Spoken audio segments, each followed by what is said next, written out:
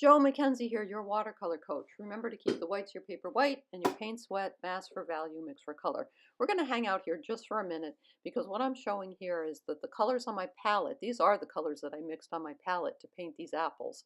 And I've assigned a number to each one of them, with 10 being white and 1 being black. And you can see the corresponding values, how light or dark these colors are in comparison to each other. All right, now we're going to go back to the beginning. So those are the colors that I have on my palette. And now, as I always like to say, mask for value, mix for color. So I've done the mixing for color.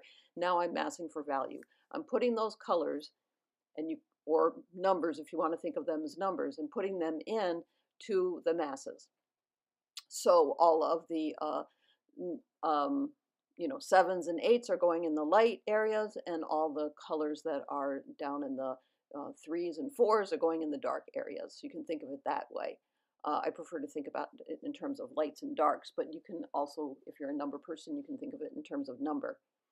I'm using limited strokes whenever I can, and this is the first pass. Then I'm going to dry it with a hair dryer. And I'm pretty happy with this right here. But as you know, with watercolor, it always is going to dry lighter. Here come the value dabs. And I'm going to number them for you. I'll show you the, I'm not going to use a value finder. What I do instead is I use the card, which has a grayscale, and I match that to the different colors and assign a number. Again, 10 being white and 1 being black. There we go. So take a look at that. And I think you can slow this down and see it as well. And also let me know if I should be painting these demos slower. Some people paint on YouTube in real time. I don't have the patience to watch it, but if you do, let me know. Although I have heard from some people that they're able to take these videos and slow them down. I don't know exactly how they do that, but yay for them. And if someone knows how to do that, let me know, because that would be helpful. I can pass that tip along. All right, so now we're on the second pass, and the reason for the second pass is that there wasn't enough. It's not going to change the value of anything.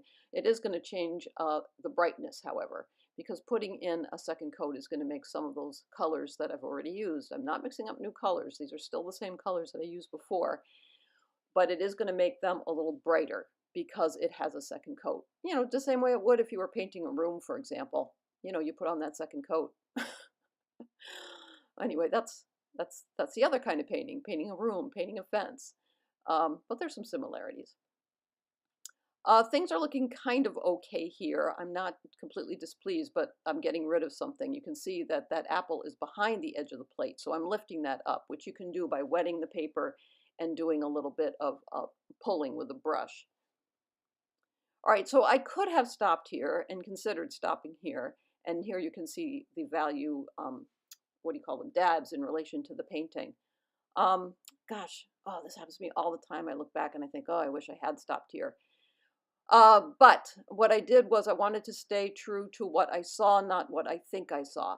And at this point, what I realized is that the plate, the shadow of that plate, where the apple casts that shadow, the actual shadow there on the apple is just as dark. And it's not, I didn't make it as dark on the value finder.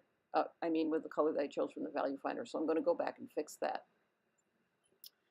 which always leaves my heart a little bit in my stomach. I don't know why. It's just a painting. But I knew that this was going to alter things once more. And things were pretty close to where I want them to be. But sometimes you have to do that one more step. So there I am, matching the value to the shadow under the apple and putting in that last value shape. Again, mask for color, mix for color, already done, mask for value. And now I'm glad I did, because it's correct.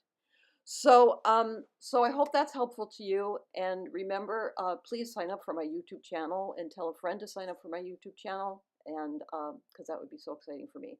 All right, see you next time. Bye-bye.